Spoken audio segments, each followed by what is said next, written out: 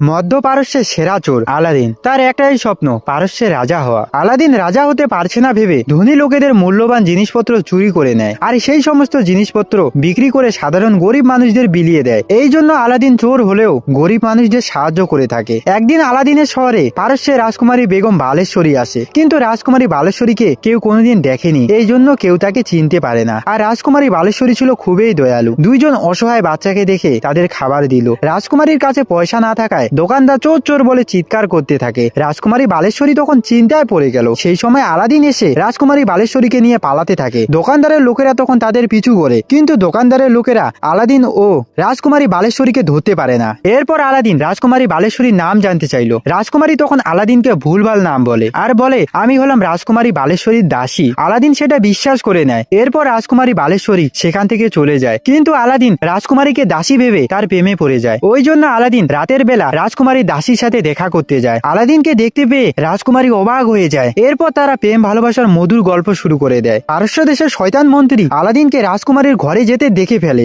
আর আলাদিনকে সে খপ করে ধরে ফেলে আর বলে, তুমি যার সাথে জাম্পিং জাপান খেলার মনস্থির করেছো সে হলো পারস্য দেশের রাজকুমারী বালেশ্বরী। আর যদি তুমি রাজকুমারী বালেশ্বরীকে পেতে চাও তাহলে আমার একটা কাজ করে দিতে হবে। বোকা আলাদিন রাজকুমারীকে পাওয়ার জন্য শয়তান মন্ত্রী সব কাজ করে দিতে রাজি হয়। এরপর শয়তান মন্ত্রী আলাদিনকে একটা গুহার সামনে নিয়ে আসে, আর সেই গুহার ভিতর ছিল আলাদিনের জাদুর প্রদীপ।